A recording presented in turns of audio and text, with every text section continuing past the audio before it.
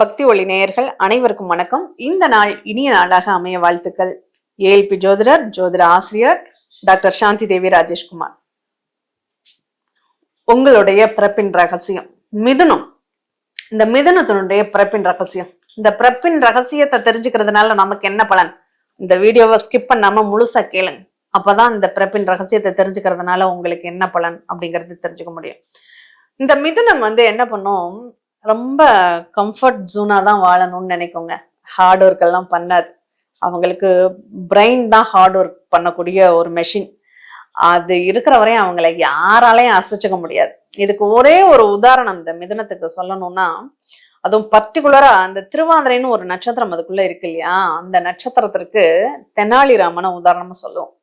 விகடகர்வியாகவே இருந்து ஒரு திறமையா மதியூக மந்திரியாக அவர் இருந்தார். அந்த அந்த நிகழ்வை நம்ம மைண்ட்ல வச்சுக்கணும். அதுதான் அந்த மிதுனத்தினுடைய செயல். எல்லாமே திறமை இருக்கும். ஆனா இதுல கூடுதலா ஒரு பழமொழியும் உண்டு. நாளும் தெரிஞ்சவன் சந்தைக்கு போனா வாங்கவும் மாட்டான், விற்கவும் மாட்டான். அதுதாங்க நீங்க. எல்லாமே தெரிஞ்சு வச்சுக்கிறதுனாலயே ஒரு விஷயத்தோட ஒத்து போக முடியாது. ஏப்பா, ஒரு கீரை கட்டு மிஞ்சி போனா 20 ரூபாய் உனக்கு லாபம், நீ இது 25 ரூபாய்க்கு விற்கிறிய, இது உனக்கு நியாயமா? நான் 20 ரூபாய்க்கு கொடுத்தா கொடு, இல்லைன்னா வேண்டாம் அப்படின்னு சொல்லிட்டு யாருக்கு நஷ்டம்? 5 ரூபா கூட போனாலும் வாங்கினா நமக்கு அந்த சத்து உடம்புல படுமா? இல்ல. அடுத்தவன்கிட்ட போனா அவன் 30 ரூபா சொல்லுவான். இல்ல இதனுடைய விலை 20 ரூபா தான், எனக்கு நீ 20 ரூபாய்க்கு கொடுத்தா கொடு அப்படின்னு வெறுங்கூடையே தான் வீட்டுக்கு கொண்டு போவாங்க. எதுவுமே வாங்க மாட்டாங்க. அதுதான் அந்த பழமொழி சொல்லுவாங்க. நாளும் தெரிஞ்சவன் சந்தைக்கு போனா வாங்கவும் மாட்டான், கொடுக்கவும் மாட்டான் அப்படின்னு. அப்போ இதுல இருந்து நம்ம என்ன தெரிஞ்சுக்கணும்னா, அந்த புத்திசாலித்தனத்தை எங்க பயன்படுத்தணும், எங்க பயன்படுத்தக்கூடாது, எங்க பயன்படுத்தினா நமக்கு லாபம், எங்க பயன்படுத்தினா அது லாபம் இல்லை அப்படிங்கிறத நம்ம தெரிஞ்சுக்கணும்.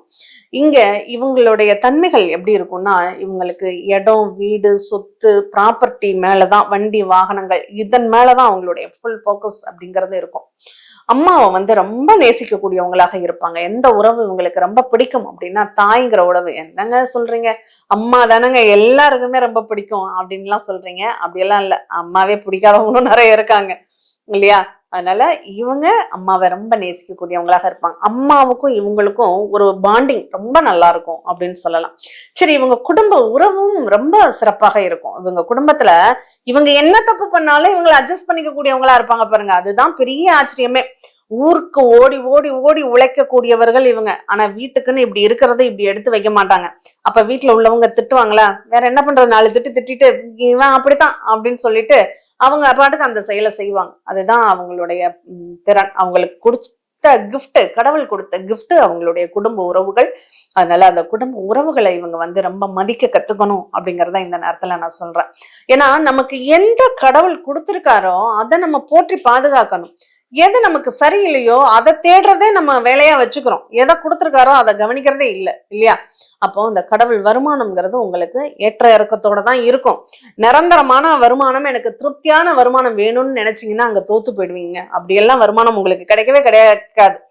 என்ன பண்ணும், இந்த மாசம் வரும், உங்களுக்கு நல்லா இருக்கும், சூப்பரா இருக்கும். இப்போ உங்களுக்கு இப்ப மாச சம்பளம் வாங்குறோம், நிரந்தரமான வருமானம் தானேன்னு நீங்க கேட்கலாம். அதுல கூட நமக்கு சீரா மாச சம்பளத்துல நம்ம இன்னைக்கு 20,000 இந்த மாசம் செலவு பண்றோம், 10,000 சேமிச்சு வைக்கிறோம்னு உங்களால முடியாது. என்ன பண்ணுவீங்க? அந்த 30,000 தான் செலவாயிடும். அந்த 10,000க்கு மேல செலவாகும் போது அதை நீங்க கடன் வாங்கி தான் போடுற மாதிரி இருக்கும். அப்போ அந்த செலவுகள் கூட நிரந்தரமா இருக்காது. ஏற்ற இறக்கம், அன்பேலன்ஸான ஒரு சூழ்நிலைகளை தான் அங்க கொடுத்துட்டு இருக்கோம். குலதெய்வத்தை நீங்க மறந்துடுவீங்க. சில நேரத்துல போக மாட்டீங்க, போக முடியாது. இல்ல போக முடியாதுங்கிறதுக்கான காரணங்களை அடுக்குவீர்கள். நான் ரொம்ப வேலையில பிஸியா இருந்தேன், என்னால போக முடியாது அப்படின்னு சொல்லிட்டு. அதனால வேண்டியதில்லை, போக வேண்டியதில்லை. நீங்க என்ன பண்ணணும் தெரியுமா? தூங்கும் போது உங்க குலதெய்வம் உங்க கண்ணுக்குள்ள நிக்கணும். அதுக்கு மட்டும் நீங்க பயிற்சி எடுத்துக்கோங்க. நீங்க என்ன பண்ணாலும் சரி, நீங்க காலையில எந்திரிக்கும் போதெல்லாம் நினைக்கணுங்கிற அவசியம் இல்லைங்க. ஆனா கட்டாயம் படுக்கும் போது இரவில் நீங்க குலதெய்வத்தை மனசுக்குள்ள நினைச்சிட்டுதான் நீங்க தூங்கணும். அதை ஒரு வழக்கமாக கொண்டு வாங்க. அந்த குலதெய்வம் உங்களுக்கு பரிபூர்ணமாக வேலை செய்யுமா அப்படின்னா வேலை செய்யும். நீங்க கோயிலுக்கெல்லாம் போக வேண்டியதில்லை. அப்படி போனால் ஒரு இரவு அங்கே தங்குற மாதிரி பாருங்க. குலதெய்வம் கோயில்ல தங்குங்க. அல்லது இல்லைங்க கோயில்லாம் நட சாத்திடுவாங்க, அது காட்டுக்குள்ள இருக்கு, அப்படியெல்லாம் போக முடியாது. அட்லீஸ்ட் அந்த ஊர்லயாவது தங்குங்க. குலதெய்வம் ஊர்ல. இன்னைக்கு சொந்த ஊருக்கு போற வழக்கமே கிடையாதுங்க. வெளிநாட்டுக்கு போயிடுறாங்க. அவங்க வாழ்க்கையெல்லாம் ரொம்ப மோசம். நம்ம வெளிநாட்டு வாழ்க்கை சூப்பரா இருக்குன்னு சொல்றோம்.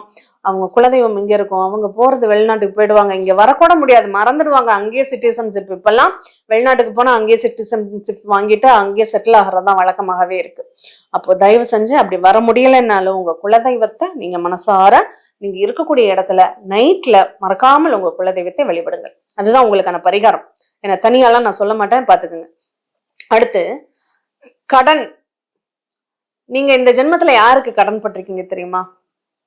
சொன்னா அவங்களுக்கு ரொம்ப ஆச்சரியமா இருக்கும். உங்களுடைய மூத்த சகோதரர்களுக்கு நீங்கள் கடன் பட்டிருக்கீங்க.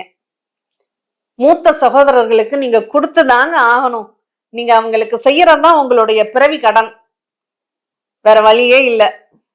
அப்போ அவங்க ஏதாவது உங்கள்கிட்ட உதவி கேட்கறாங்க, கடன் கேட்கறாங்கன்னா, நம்ம அண்ணன் தானே, நம்ம அக்கா தானே, நாளைக்கு நமக்கு தந்துடுவாங்கன்னு நம்பி எல்லாம் கடன் உதவி செய்யறாதீங்க.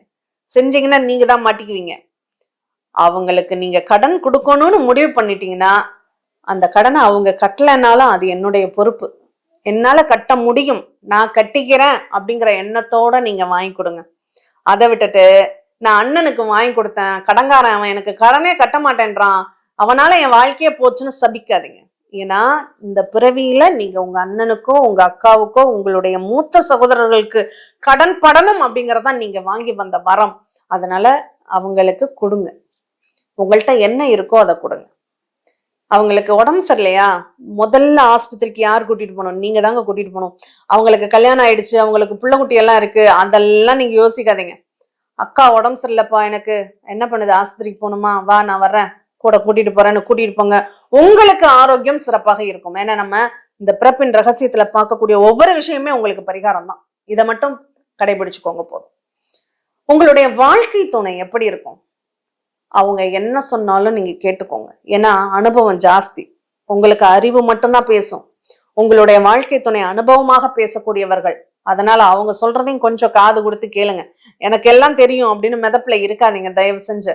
அவங்க சொல்றதான் உங்களுக்கு ஃபைனலா நடக்கும். அதனால கொஞ்சம் அவங்களுடைய ஆலோசனைகளையும் கொஞ்சம் காது கொடுத்து கேளுங்கள். நட்போடு சேர்ந்து தொழில் செய்யணுங்கிற ஒரு ஆர்வம் அதிகமாக இருக்கும். நாங்க பல இடங்கள்ல பதிவு பண்ணக்கூடிய ஒரு விஷயம்தான். உங்களுக்கு மிதுன லக்னம் இப்பொழுது அட்சய லக்னமாக வளரக்கூடிய லக்னம், வயதின் லக்னமாக உங்களுக்கு போகுதுன்னா சொந்த தொழில் தயவு செஞ்சு செஞ்சிடாதீங்க. அந்த சொந்த தொழில் செய்யறதுனால உங்களுக்கு பிரச்சனைகள் அதிகமாக காத்துக்கிட்டு இருக்கு. சரி, உங்களுடைய இளைய சகோதரம் எப்படி இருப்பாங்க தெரியுமா? அவங்கதான் உங்களுக்கு ஆர்டர் போடுறவங்களா இருப்பாங்க. ஏய், எனக்கு நீ இதை கொடுத்துதான் ஆகணும், எனக்கு வேணும். அது தங்கச்சியா இருந்தாலும் சரி, தம்பியா இருந்தாலும் சரி, நீங்கெல்லாம் தப்பிக்கவே முடியாது, வேற வழி இல்ல, சரி இந்தா வச்சுக்கோ அப்படின்னு கொடுத்துதான் ஆகணும். ஏன்னா அப்படிதான் இருக்கு. உங்களுடைய இளைய சகோதரம் உங்களை விட பலம் வாய்ந்தவர்களாக இருப்பார்கள். அவங்களுக்கு நீங்க பிடிக்குதோ பிடிக்கலையோ அவங்க சொல்றதுக்கு நீங்க சாய்ச்சுதான் ஆகணும் அப்படிங்கிற ஒரு நிலை இருக்கு. சரி, இதே உங்களுடைய தீராத பிரச்சனைகள் எங்க இருக்கு அப்படின்னா உங்களுடைய அப்பா தாங்க உங்களுக்கு தீராத பிரச்சனையாகவே இருப்பார். அப்பாவுக்கும் உங்களுக்கும் பாண்டிங் நல்லா இருக்கு, அதை நல்லா கவனிச்சுக்கோங்க. மிதுன ராசிக்காரர்கள் யாராக இருந்தாலும் சரி, அப்பா கிட்ட மட்டும் உங்க கௌரவத்தை பார்க்காதீங்க.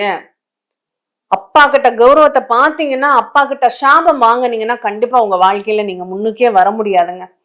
அதனால அப்பாவை குறை சொல்லாதீர்கள். அப்பா என்ன பண்ணாலும், அப்பா குடிகாரனா இருக்காரா, உங்களை காரணம் இல்லாம போட்டு அடிக்கிறாரா, அது உங்களுக்குரிய அப்பாவால் கிடைக்கக்கூடிய தண்டனை.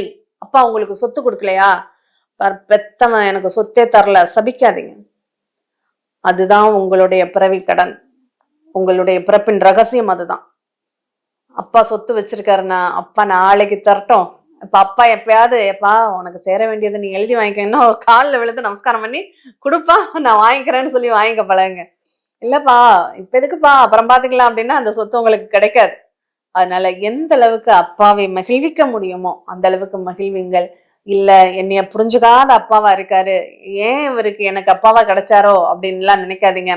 அப்பாவால் தான் உங்களுக்கு தண்டனை கிடைக்கும் அப்படிங்கிற ஒரு நிகழ்வு இருக்கு. அதனால இப்ப அப்பா ஒரு தொழிலை செய்ப்பா, இதை படிப்பா அப்படின்னு கையை காமிச்சுடுவார், அந்த படிப்பு தான் உங்களுக்கு தண்டனை. இந்த வீட்டை வாங்குப்பா அப்படின்னு அப்பா கையை காமிச்சுடுவார், அந்த வீடு தான் உங்களுக்கு தண்டனை. அப்ப அப்பா என்ன சொல்றாரோ அதை தாட்சிணியம் பார்க்காம நீங்க செய்யக்கூடிய செயலே உங்களுக்கு தண்டனையாக மாறும் அப்படிங்கிறத கவனிச்சுக்கோங்க. அதனால அப்பா ஒரு விஷயத்த சொல்றாருன்னா அதை கொஞ்சம் மறுபரிசீலனை பண்ணி அவர்கிட்ட மறுக்க வேண்டாம். இல்ல இதுல இவ்வளவு நல்லது இருக்கு இவ்வளவு கெட்டது இருக்குன்னு ஆர்குமெண்ட் பண்ணவே பண்ணாதீங்க. சரிப்பா பண்ணிடலாம் அப்படின்னு சொல்லிட்டு அதுக்கப்புறம் அதுல உள்ள நல்லது கெட்டதை சீர்தூக்கி பார்த்து அதை செய்யலாமா வேண்டாமாங்கிற முடிவை நீங்க எடுத்துக்கோங்க. அடுத்ததாக உங்களுக்கு தொழிலை பொறுத்தளவுல சொந்த தொழில் செய்யாதீங்க. சர்வீஸா நீங்க என்ன வேணாலும் பண்ணுங்க. ஒரு மேட்ரிமோனி வைக்கிறீங்களா, ஒரு கமிஷன் பேசிக் பண்றீங்களா, ஒரு டீலர்ஷிப் பண்றீங்களா, இல்ல ஒரு வண்டி வாகனங்களை வாங்கி கொடுக்கறது பண்றீங்களா, டிராவல்ஸ் ஏஜென்சி பண்றீங்களா, தாராளமா பண்ணுங்க. சர்வீஸா நீங்க எது பண்ணினாலும், ஒரு தகவல் தொடர்பாக இருக்கும், ஒரு கொரியர் சர்வீஸா இருக்கட்டும், இப்படி சர்வீஸ்னு சொல்லக்கூடிய எந்த துறையாக இருந்தாலும் உங்களுக்கு சிறப்பை தருமா, சிறப்பை தரும். அதை விட்டுட்டு நான் ஒரு பொருளை தயாரிச்சு நான் விற்கிறேன் அப்படிங்கிற கான்செப்டுக்குள்ளே போகாதீங்க. கமிஷனுக்கு வாங்குங்க, போடுங்க, கொடுங்க, அது உங்களுக்கு நல்லா இருக்கும். ஆனா ஒரு கடையாக பார்த்து உட்கார்ந்து அதை பண்றேன்னு சொல்லி ஆரம்பிச்சுடாதீங்க. அது உங்களுக்கு அவ்வளவு சிறப்புகள் கிடையாது அப்படிங்கிறத மனசுல வச்சுக்கோங்க. அடுத்து ஹெல்த் சம்பந்தமா நீங்க கவனிக்க வேண்டிய ஒரு விஷயம், உங்க வயிறை ரொம்ப கவனமா கவனிச்சுக்கணும்.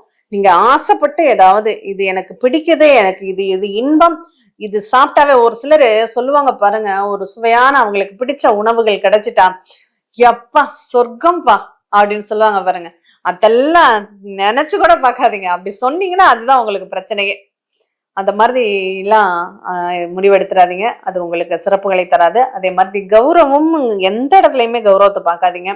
அந்த கௌரவத்திற்காக இன்னைக்கு நிறைய ஐபி கொடுத்துட்டு போனவங்க நிறைய பேரை நாங்க பார்த்துட்டோம். அதனால கௌரவ பிரச்சனை அப்படிங்கிறது, கௌரவம் தான் அங்க உங்களுக்கு பிரச்சனையாவே இருக்கும்.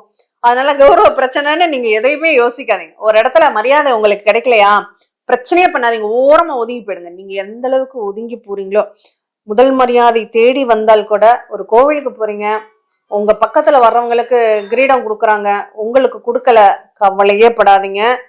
நமக்கு கொடுக்கலனாலும் பரவாயில்ல, அந்த இடத்துல ஒரு ஸ்மைலோட கடந்து போங்க. அதுவே உங்களுக்கு கௌரவம். அதுதான் உங்களுக்கு கௌரவம். பாருப்பா, அவரை மதிக்கலன்னா அவங்க மதிக்காம இருக்கிறவங்களுக்கு ஒரு குற்ற உணர்வா இருக்கும். அதுதான் நம்ம கொடுக்குற தண்டனை. அதை விட்டுட்டு எனக்கு கொடுக்கல, எனக்கு ஏன் கொடுக்கல, அவனை விட நான் எந்த விதத்துல குறைஞ்சு போயிட்டேன்னு நீங்க அங்க நின்னீங்கன்னா அதுதான் உங்களுக்கு கௌரவ குறைச்சல் அப்படிங்கிறத நீங்க புரிஞ்சுக்கணும்.